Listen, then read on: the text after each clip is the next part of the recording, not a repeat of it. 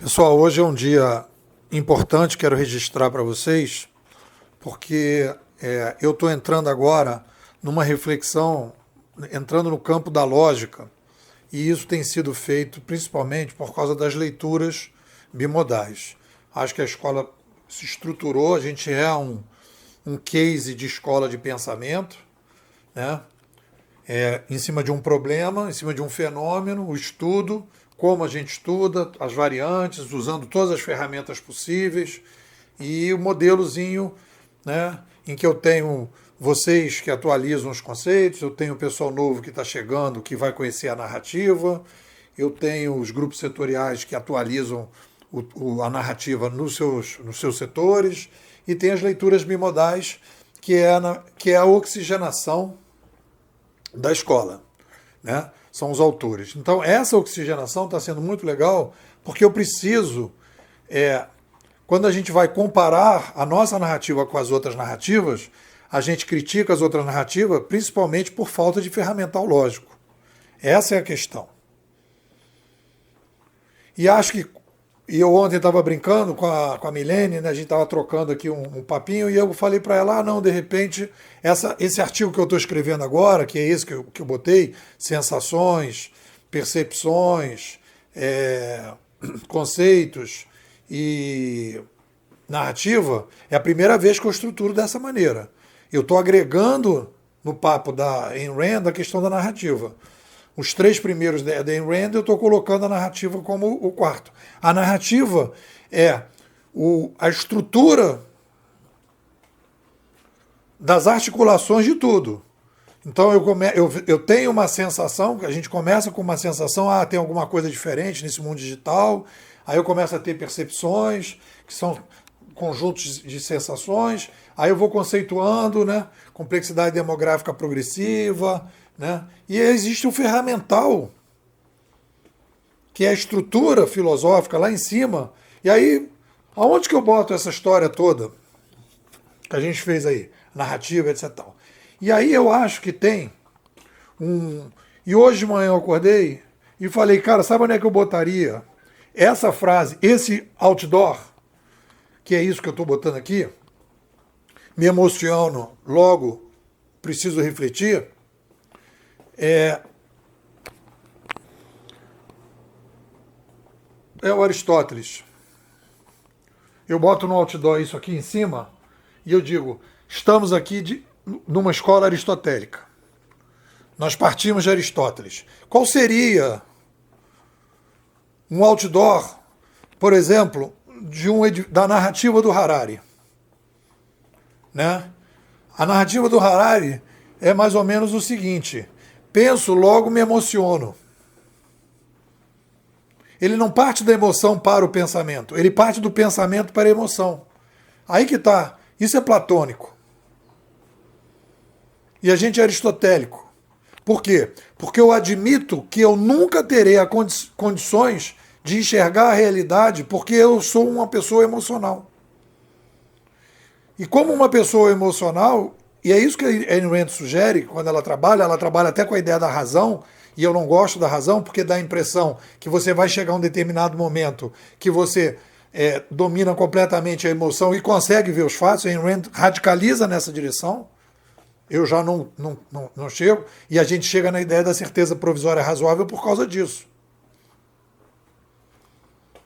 Então, quando eu digo, né, sinto, logo preciso refletir, eu parto do princípio seguinte: eu estou em contato com o problema, eu tenho meus traumas pessoais, eu tenho a narrativa, eu tenho a mentalidade, eu tenho a minha dificuldade financeira, eu preciso me vender ao mercado, eu preciso resolver os meus problemas, eu preciso viabilizar o meu trabalho, eu preciso ver como é que eu vendo para o meu cliente, e tudo isso faz parte dessa relação entre as minhas emoções e a minha capacidade de refletir sobre essas emoções para que eu possa me aproximar o máximo possível dos fatos.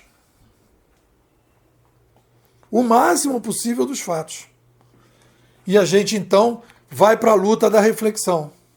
E quando eu admito isso, né, quando eu digo que penso, logo preciso refletir, eu vou admitir o tempo todo que eu nunca vou conseguir chegar no negócio. É a ideia do Marcelo Gleiser, que está lá no meu blog há muitos anos. A frase dele eu não tiro porque é a frase que é a estrutura desse edifício de pensamento, que resume isso, né? Eu tenho... não existem explicações finais, existem explicações melhores. Mas eu estou radicalizando isso dizendo, nós somos um caldeirão de emoções com a capacidade de reflexão. E a capacidade de reflexão, para eu poder ter uma capacidade de reflexão, eu tenho que ter um ferramental lógico. Eu tenho que estruturar os conceitos. E ali está, né, que é mais ou menos o que está ali no Master 1, a ideia, né? Essência, que a gente viu, né? Essência, atributos, fatores causantes, fatores detonantes, fatores consequentes e fatores atuantes.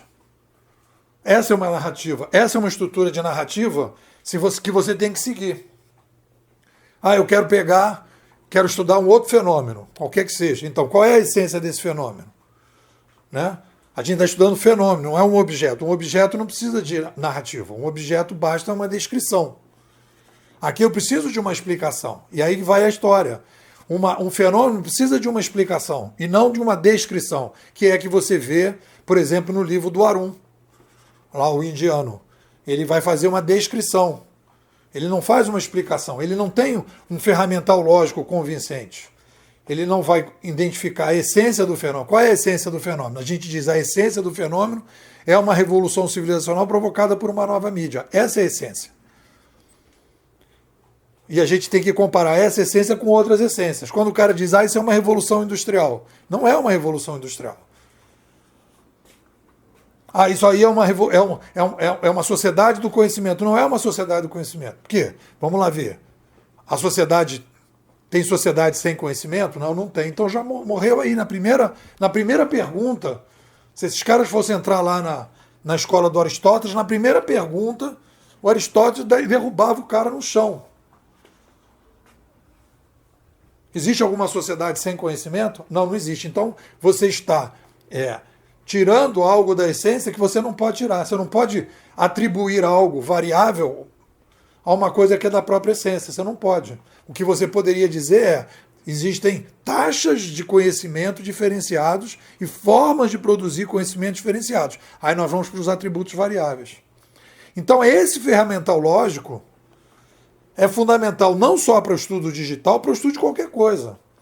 E a gente tem crises, né? Quando a gente entra numa nova civilização, a gente tem crises e é por causa disso que se resgata os pensadores clássicos. Principalmente a gente tem o resgate da lógica. Por isso que eu botei o amigo Descartes. O Descartes é o cara que inicia o debate lógico para sair, tirar o pessoal do medieval, né? E colocar. E o próprio Descartes vai colocar, penso, logo existo, né? É o contrário, me emociono, o ser humano primeiro se emociona, primeiro ele sente, primeiro ele percebe, depois conceitua e depois narra. Se eu não vejo essa sequência, eu parto, e é isso que é o problema de muita gente, a pessoa parte dos livros, parte da narração e não vai trabalhar a emoção. E aí, então, ele vai estabelecer as coisas e não vem da emoção. Então, quando você faz o movimento contrário, esse movimento contrário, ele é fundamental.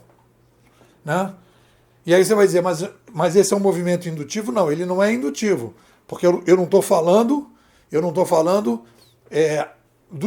da conceituação. Eu estou falando das emoções da pessoa que está trabalhando. Ela tem que trabalhar com as suas emoções para poder, por exemplo, o cara diz assim, não, é assim que eu penso a coisa. O cara diz, não é assim. Aí o cara se fecha. Ele não ouve o argumento do outro. Ele não trabalha com a certeza provisória razoável. Aí ele não consegue avançar. É uma coisa nova, importante, e eu queria a opinião de vocês. O que vocês acham? Se você está ouvindo esse áudio e quer participar da escola, esse áudio foi produzido em fevereiro e você está tendo acesso agora. Porque eu estou liberando os áudios para a nova temporada, a gente vai agora começar a produzir outros áudios. Quer receber, quer debater, quer discutir todo dia assuntos desse tipo, me manda um zap. 21 99608 6422. Vou repetir. 21 99608 6422. Nipô, quero ser bimodal.